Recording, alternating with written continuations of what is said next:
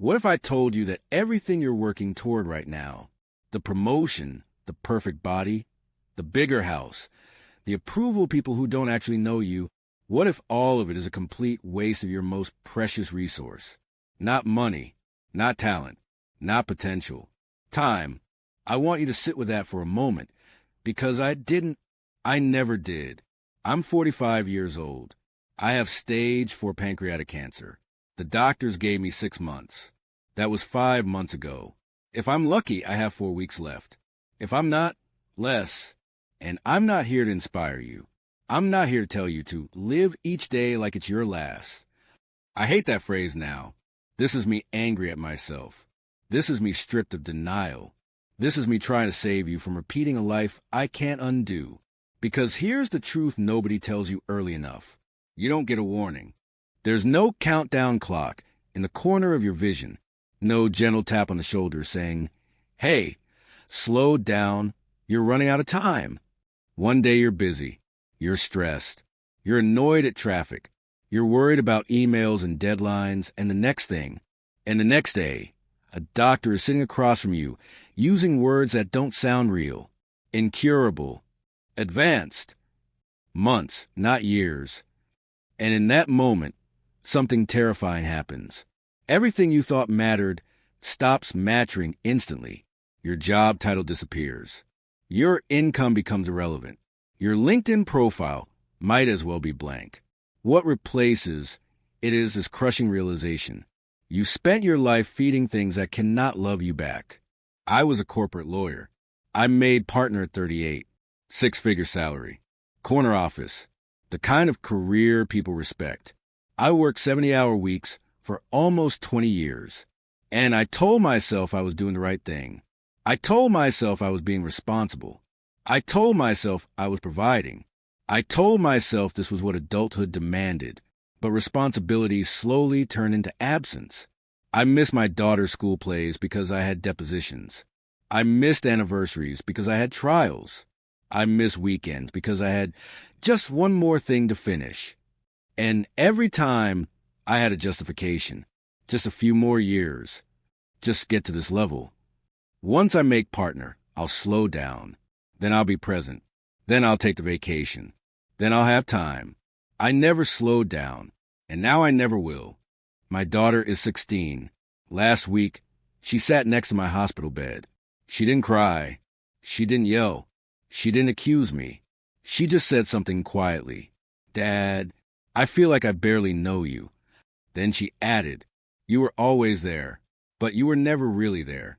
That sentence hurt more than any diagnosis, because she was right. I was physically present sometimes, but mentally, I was always at work, thinking about the next case, the next client, the next billable hour. I gave my family what was left of me, my exhaustion, my distraction, my half-attention, and I told myself that was normal. 2 weeks after my diagnosis, I got an email, the email I had waited 20 years for. They were making me senior partner. The thing I sacrificed everything for. The thing I believed would make it all worth it. I stared at the screen, and I felt nothing. Actually, that's not true. I felt rage. Pure, burning rage. Because I traded my life for a title that means absolutely nothing. A title that won't sit with me when I'm afraid. A title that won't hold my hand. A title my daughter won't remember me for. That's when it finally hit me. I didn't lose. I won the game and still lost my life. Here's what I wish someone had told me when I was 25. Success is a terrible goal. Achievement is a trap, because it never ends. You get the promotion. You feel good for 48 hours. Then you need the next one. You make 6 figures. Then 7 feels necessary. You get the corner office. Then you want the bigger one. The goalposts move forever. And if you don't stop and question it, one day you wake up and realize you spent your entire adult life chasing things that don't matter when it counts. I had a friend named Marcus. We went to law school together. After 1 year, he dropped out, said he didn't want to spend his life in courtrooms. I thought he was an idiot. He became a high school teacher, made about $50,000 a year.